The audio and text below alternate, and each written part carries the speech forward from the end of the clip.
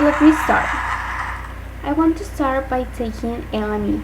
Eleni, thank you so much. We are so grateful for your family service and sacrifice, and we will always have your back. Over the past few years, as First Lady, I have had the extraordinary privilege of traveling all across this country.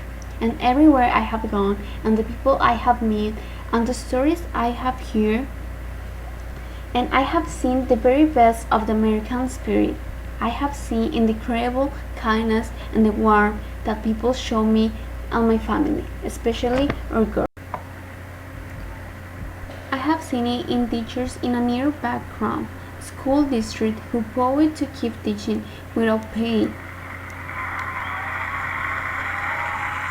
I have seen it in people who become heroes at a moment's notice, dividing into arms waved to save others, flying across the country to put out a fire, driving for hours to peel out a flooded town. And I have seen it in our men and women in uniform and our ground military families.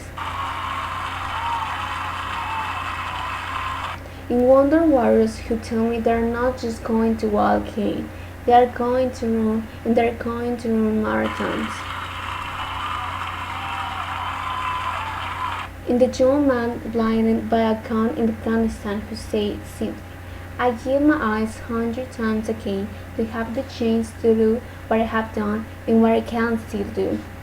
Every day the people I meet inspire me. Every day they make me proud. Every day they remind me how blessed we are to live in the greatest nation on earth.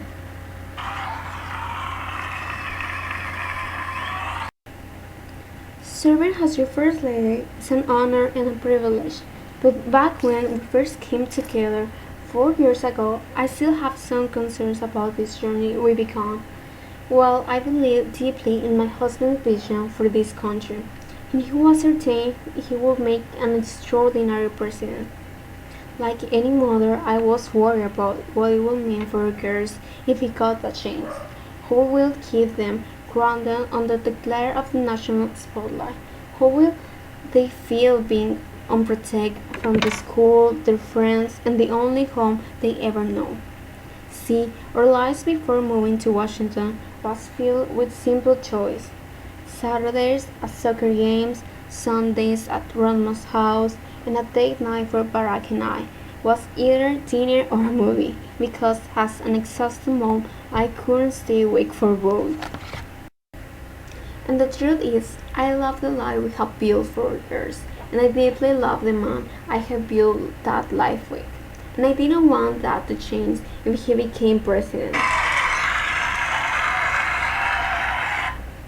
I love Barack just the way he was.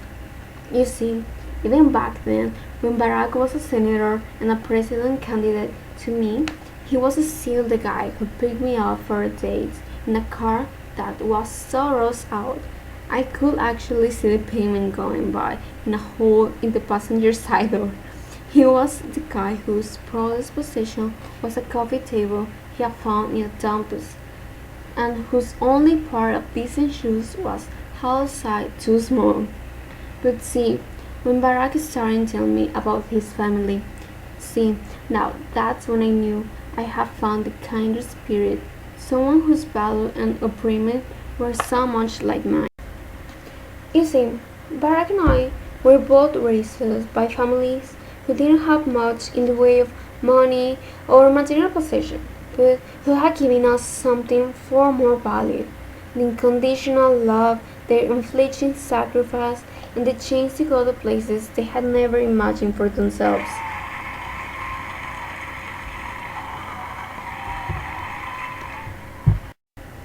My father was a pump operator at the city water plant.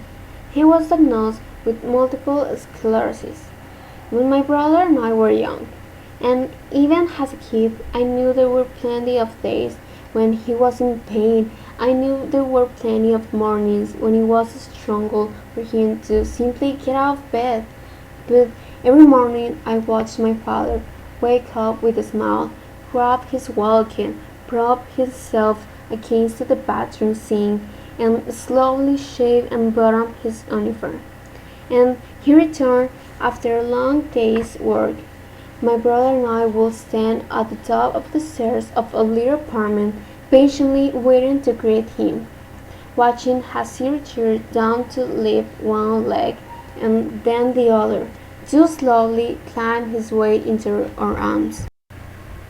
But despite these challenges, my dad hardly ever missed a day of work, and he and my mom were determined to give me and my brother the kind of education they could only dream of. And when my brother and I finally made it to college, nearly all of tuition came from student loans and grants, but my dad still had to pay a tiny portion of that tuition himself. And every semester he was determined to pay that bill right on time, and even taking out loans when he felt sure. He was so proud to be sending his kids to college. He was made sure we never missed a registration deadline just because his check was late. You see, for my dad, that's what it means to be a man. Like so many of us, that was the measure of his success in life, being able to earn a decent living that allowed him to support his family.